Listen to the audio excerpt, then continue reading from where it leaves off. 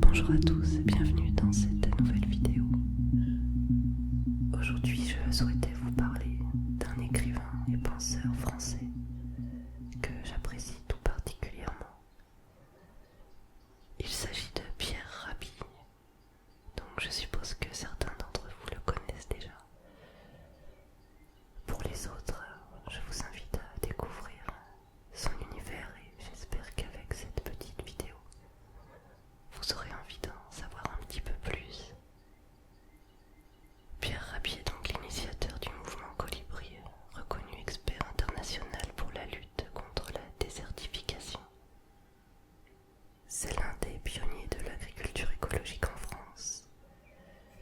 Il défend un mode de société plus respectueux des hommes et de la terre et soutient le développement de pratiques agricoles accessibles à tous et notamment aux plus démunis, tout en préservant les patrimoines nourriciers. Il est l'auteur de nombreux ouvrages, comme La part du colibri, donc cet essai de 48 pages dont je vais vous lire la première partie, ou en tout cas une petite partie, mais également Manifeste pour la terre et l'humanisme, Vers la sobriété heureuse, ou encore Le monde a-t-il un sens. Je vous donne là quelques exemples, mais il y a énormément d'ouvrages à son nom.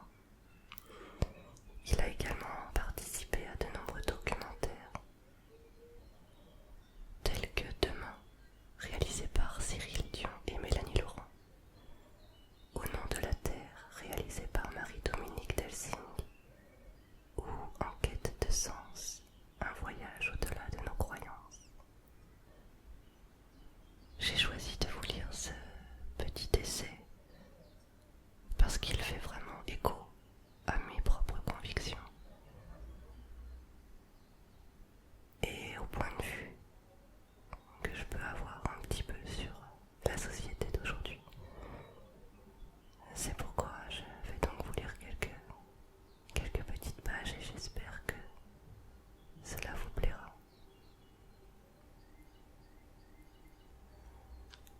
La terre, être silencieux dont nous sommes l'une des expressions vivantes, recèle les valeurs permanentes, faites de ce qui nous manque le plus. La cadence juste, la saveur des cycles et de la patience, l'espoir qui se renouvelle toujours car les puissances de vie sont infinies. Il nous faudra sans doute, pour changer jusqu'au tréfonds de nos consciences, laisser nos arrogances et apprendre avec simplicité les sentiments et les gestes qui nous relient aux évidences. Retrouver un peu du sentiment de ces êtres premiers pour qui la création, les créatures et la terre étaient avant tout sacrées. M'appuyant sur ce credo, je propose de poser quelques-unes des questions qui me tourmentent depuis plus de 40 ans. Comment se fait-il que l'humanité, en dépit des ressources planétaires suffisantes et de ses prouesses technologiques sans précédent, ne parvienne pas à faire en sorte que chaque être humain puisse se nourrir, se vêtir, s'abriter, se soigner et développer les potentialités nécessaires à son accomplissement? Comment se fait-il que la moitié du genre humain, constitué par le monde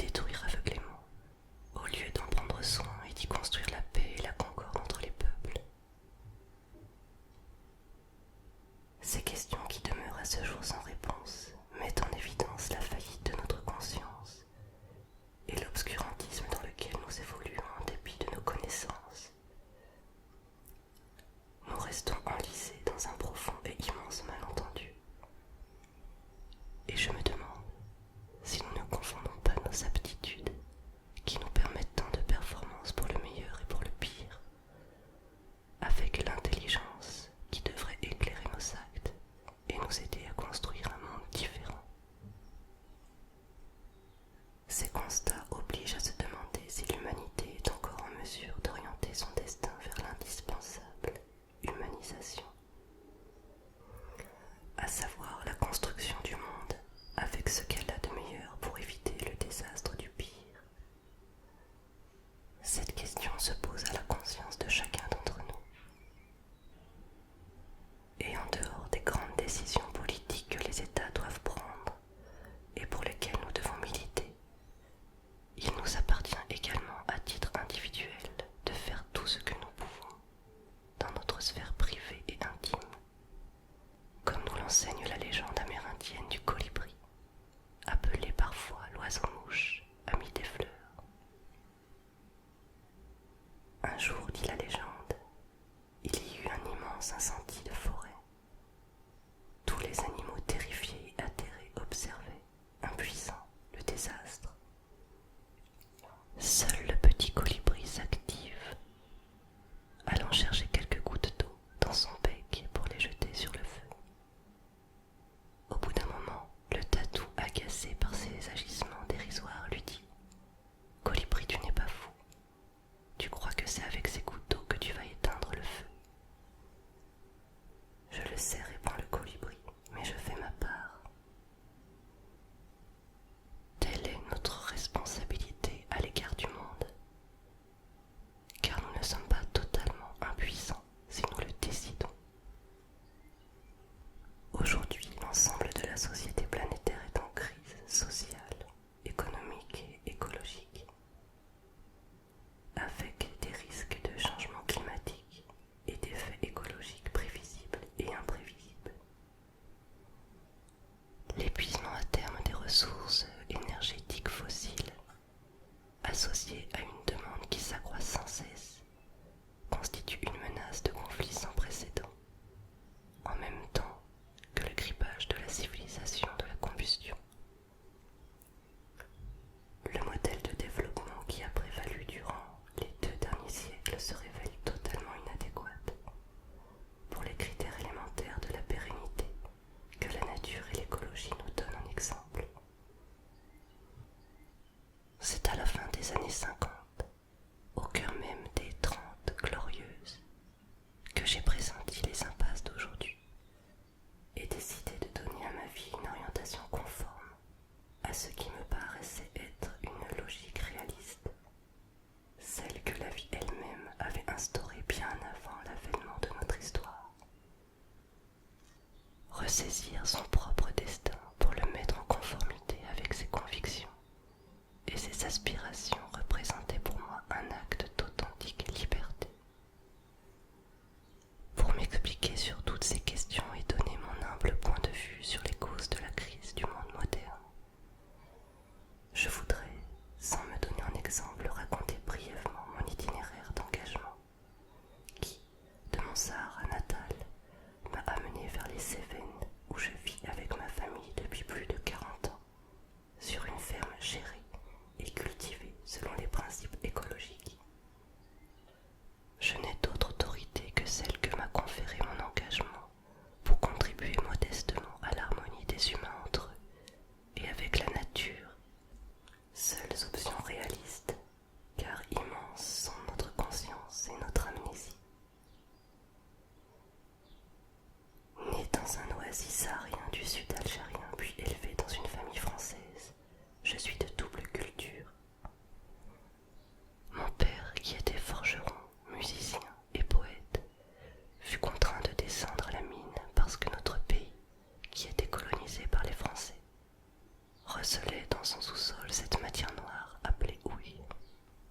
C'est ainsi que le monde industriel s'est imposé à nous, modifiant notre mode traditionnel d'existence. Et c'est ce qui a incité mon père à me faire instruire au sein d'une famille française après le décès de ma mère. Quand je suis arrivé à Paris à l'âge de 20 ans, j'ai travaillé dans une entreprise en tant qu'ouvrier spécialisé. Dans la réalité, l'ouvrier spécialisé est celui qui n'est spécialisé en rien. Je n'avais d'ailleurs pour ma part pas la moindre qualification. Le microcosme de l'entreprise devint pour moi un poste d'observation éclairant sur la condition réelle des êtres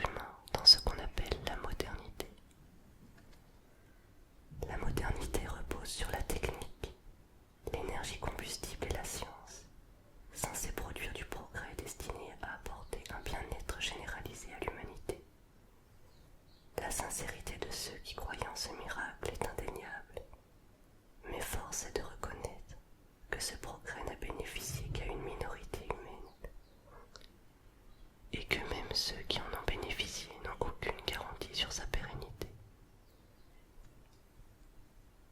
Beaucoup plus tard, à la demande d'amis, considérant que j'étais par mes engagements humanistes et écologistes habilité à le faire, et compte tenu de l'indifférence politique à l'égard de l'urgence écologique et humaine, j'ai voulu donner une place à cette problématique à l'occasion d'un grand enjeu national. J'ai mené une pré-campagne présidentielle en 2002 pour ne pas retomber dans la politique conventionnelle et ses éternels clivages. Nous avons choisi d'interpeller chacun avec un slogan: appel à l'insurrection des consciences. Car l'écologie et l'humanisme sont d'un ordre incompatible avec l'étroitesse du système politique actuel. Il concerne chaque être humain, chaque créature. Il en va du salut ou du péril de tous. Cette aventure atypique postulait pour un nouveau paradigme: placer l'humain et la nature au cœur de nos préoccupations, et reprenait les alternatives que j'ai décrites plus haut. Notre message politique eut un franc succès. En 3 mois, il rassembla des milliers de personnes et recueillit 184 signatures d'élus que bien d'autres petits candidats nous ont enviés. Cette expérience a donc bien révélé une part assez large de citoyens partageant nos valeurs et nos aspirations. Des comités régionaux se sont organisés et l'impact de la pré-campagne fut indéniable. À présent, je ne ressens ni la force ni la conviction de l'utilité d'une nouvelle campagne, tout en craignant que l'urgence écologique et humaine soit absente des débats. Nous passons notre temps à oublier que nous vivons sur une planète limitée, à laquelle nous appliquons un principe illimité, ce qui accélère le processus d'épuisement des ressources et d'accroissement des inégalités structurelles, source de mécontentement, de frustration et de conflit. L'observation de l'espace nous a permis de constater que nous étions consignés et confinés sur notre petite planète sans aucun autre recours ou autre alternative que d'y instaurer la convivialité et le partage si nous voulons y survivre. Or, tout ce que